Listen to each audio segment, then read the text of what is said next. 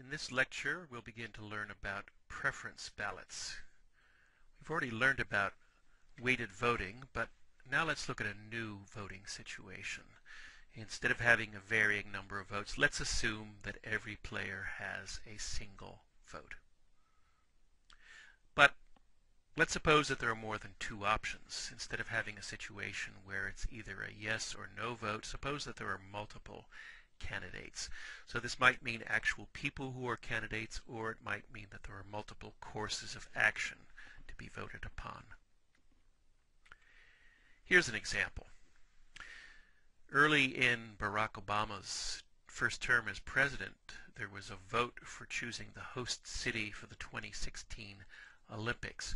Now, there had been preliminary rounds of decision-making about this, and the vote was being taken, the final vote, to decide which of the four finalists would become the host of the 2016 Olympics.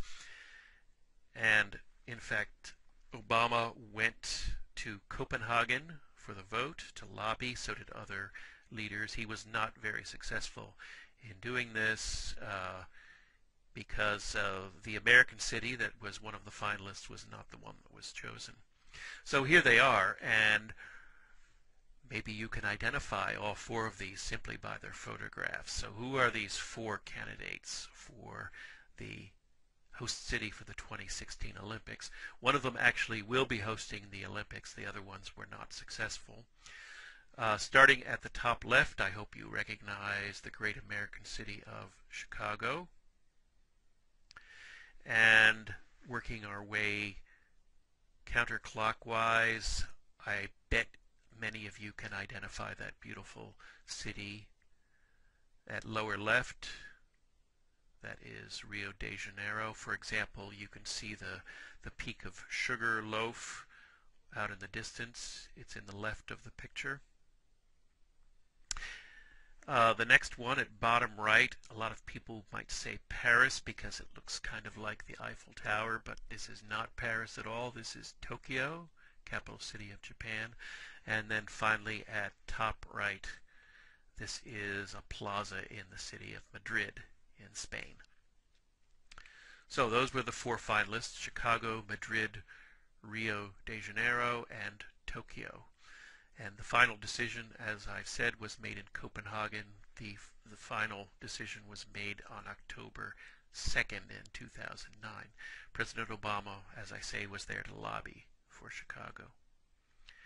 Now, the voting was done in the following way. There were rounds of voting. When the first round of voting took place, here are the results. You want to look in the column that says round 1. Chicago received 18 votes, Madrid 28 votes, Rio 26 votes, and Tokyo 22, for a total of 94 votes. Now, the way this works is that one asks if any city has achieved a majority. Well, a majority here would be 47 or more. Even 47 could be regarded as tied with the others. But as you can see, nobody was anywhere close to receiving those 47 votes. So here's what happened. The lowest scoring candidate was dropped out. That was Chicago. So you'll notice in round 2, Chicago is no longer eligible. No one can vote for Chicago. So you must now vote for Madrid or Rio or Tokyo. Now you'll notice that the number of voters has also gone up. There's actually a reason for this. In the first round, the United States was not allowed to vote. You can't vote if your candidate is still in the running. So with Chicago eliminated, the U.S. could vote, and now the votes have been redistributed. Madrid now has gone up to 29. Rio has had a very severe jump up to 46. And amazingly, Tokyo has gone down to 20. Now this is some evidence that people are voting in some strategic way. They're not just voting for the one that they prefer, because obviously if you preferred Tokyo, you really preferred Tokyo in round 1, then you would also prefer Tokyo in round 2. And yet Tokyo has lost a couple of votes. Now at this point, again, you can ask if somebody has a majority, and it's a pretty close call, but it would take 48 votes to have a majority in round 2. And in fact, nobody had a majority. So we go on to a third round of voting, and that's what actually happened. So no votes for Tokyo are allowed in round 3. The only remaining candidates are Madrid and Rio de Janeiro. Now it turns out that 98 people were voting at this point, 98 votes to be cast, and a decisive victory for Rio in that final round. It got 66 out of the 98. Madrid only got 32.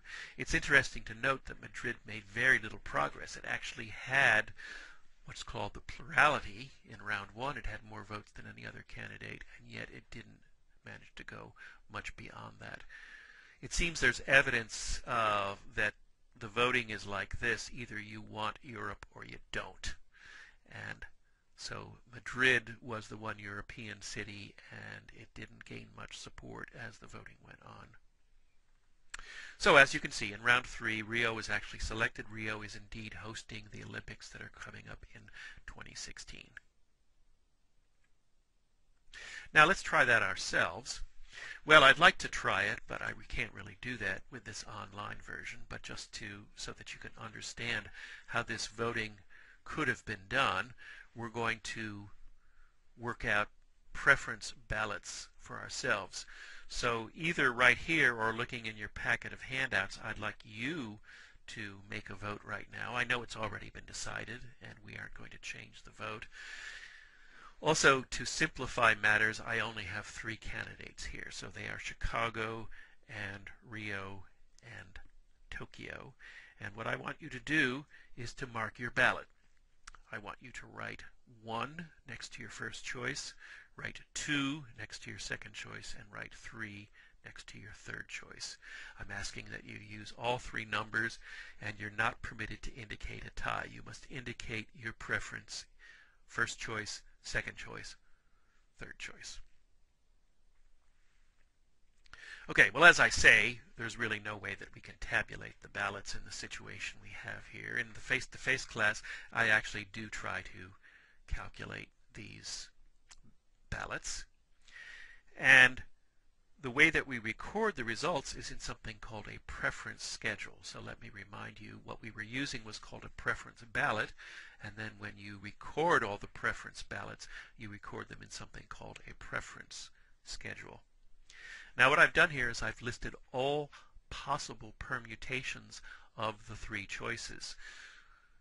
For example, in the first column, I show you Chicago as first choice, Rio as second choice, Tokyo as third choice, and I've just made these numbers up.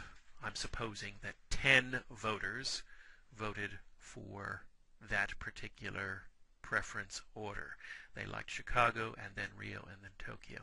And I'm assuming that 9 voted in the order Chicago and Tokyo and Rio, and 5 voted for Rio, followed by Chicago, followed by Tokyo, and so on. So you can see how we could just look through the ballots one by one and make a tally of all the possible ballots. You'll notice that I've ordered these so that the most preferred ballot is on the left, and we're going to do that typically with our preference schedules. All right, now, looking at this, we can ask ourselves, what would be a fair procedure for resolving this election? Who should we decide has won this election? Well, in the example that I'm giving you here, it's particularly simple, because I think we would all agree on something called the majority criterion. The majority criterion, which says if one candidate has a majority of first choice votes, then that candidate should win. Now, looking at that example, what happened? Well, first of all, we need to know how many voters there were altogether, so we need to add those numbers across the top: 10 plus 9 plus 5 plus 4 plus 3 plus 2, and that gives us a total of 19 plus 14, which is 33. Hope I've done that correctly. Let me just check that for a moment. Yeah, I believe that, 33. And if you look just at the first choice votes, you'll see that Chicago got 19 of them, Rio got 9, Tokyo got 5. Of course, that adds up to the total, which is 33. But what you want to note is that 19 is a majority of 33. It's more than half the votes. A majority here would be 18 or more. So Chicago has gotten 19, and so by the majority criterion, we would declare Chicago to be the winner. So in our example, there was a candidate that had a majority of first choice votes. It was Chicago, and we declared that candidate the winner. The problem is it might not have happened that way, right? So I was assuming in that example that a vote taken here among students in the U.S. would probably be decisively in favor of Chicago, and Chicago got a majority. But it might happen in one of these plurality ballot elections that no candidate receives a majority of first choice votes. Then the question is, what should we do? And in this part of the unit, we're going to learn about 4 possible methods for deciding the election. The first is called the plurality method, the second, the method of pairwise comparisons, the third, the border count method, and the fourth one, the instant runoff method. We will study these one by one, and I will explain what they mean as we come to them.